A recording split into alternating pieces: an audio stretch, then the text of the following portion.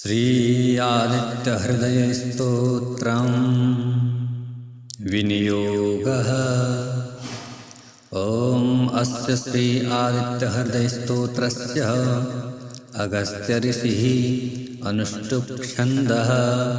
आदित्यहृदयो भूतो भगवान् ब्रह्मा देवता निरस्ता शेषविघ्नतया ब्रह्मविद्यासिद्धौ सर्वत्र जयसिद्धो च विनियोगः। ऋष्यादिन्यासः अगस्त्यऋषये नमः शिरसि अनुष्टुप्-छन्दसे नमः मुखे आदित्यहृदयभूतब्रह्मदेवतायै नमः हृदये। ॐ बीजाय नमः गुह्यै रश्मिमतीशक्तये नमः पादयो। ॐ तत्सवितुरित्यादिगायत्री कीलकाय नमः नाभौ करौ संशोध्य करन्यासः रश्मिमते अंगुष्ठाभ्यां नमः समुद्यते तर्जनीभ्यां नमः। ॐ देवासुरनमस्कृताय मध्यमाभ्यां नमः। ॐ विवस्वते अनामिकाभ्यां नमः। ॐ भास्कराय कनिष्ठिकाभ्यां नमः। ॐ भुवनेश्वराय करतलपृष्ठाभ्यां नमः। हृदयादि अङ्गन्यासः। ॐ रश्मिमते हृदयाय नमः। ॐ समुद्यते शिरसे स्वाहा। ॐ देवासुरनमस्कृताय शिखायै वषट्। ॐ विवस्वते कवचाय हुं। ॐ भास्कराय नेत्रत्रयाय वखट्। ॐ भुवनेश्वराय अस्त्राय फट्।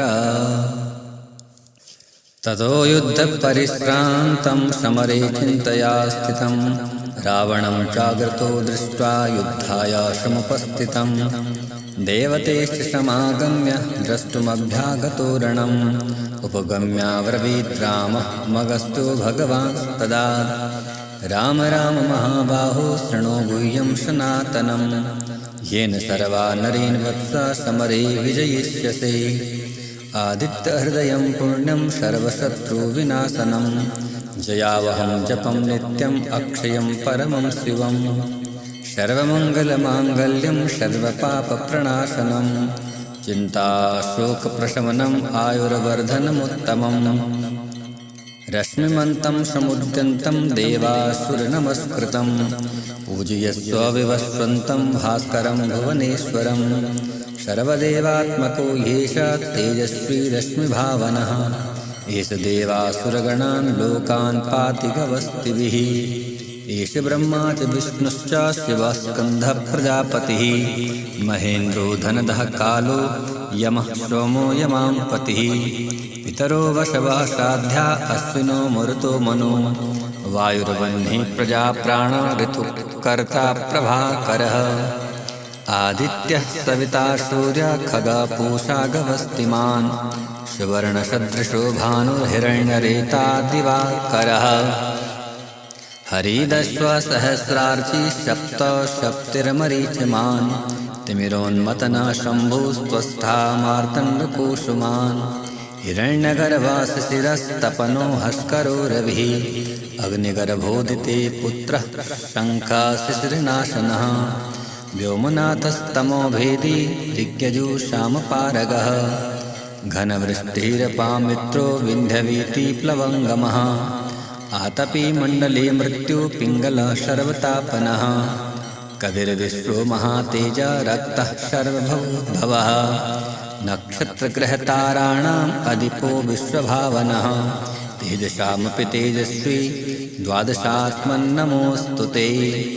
नमः पूर्वाय गिरये पश्चिमायाद्रये नमः ज्योतिर्गणानां पतये दिनाधिपतये नमः जयाय जयभद्राय हर्यश्वाय नमो नमः।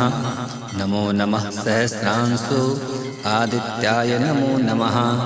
नमः उग्राय वीराय शारंगाय नमो नमः। नमः पद्मप्रबोधाय प्रचण्डाय नमोऽस्तु ते।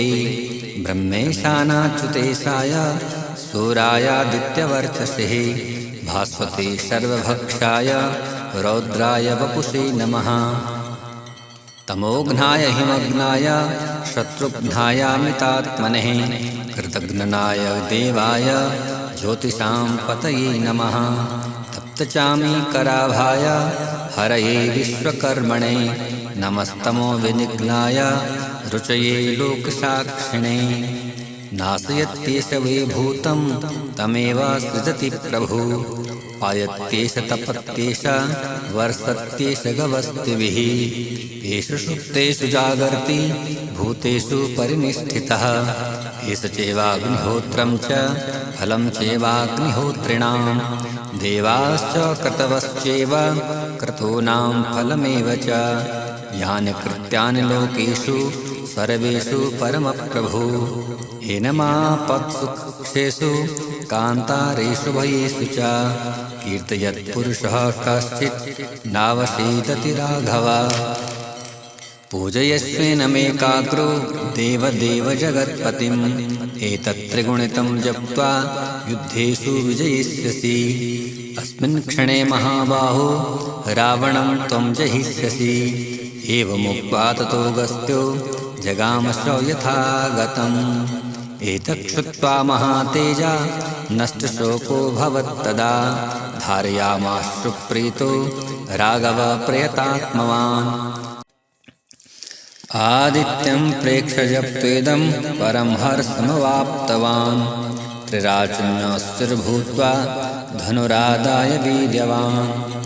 रावणं प्रेक्ष्य हृष्टात्मा जयार्थं श्रमपागमत् सर्वयत्नेन महता वृतस्तस्य वधेऽभवत्। अधरविरवदन्निरीक्ष्य रामं मुदितमनः परमं प्रहृष्यमाणः निश्चरपतिसंक्षयं विदित्वा सुरगणमध्यगतो वचस्त्वरेति।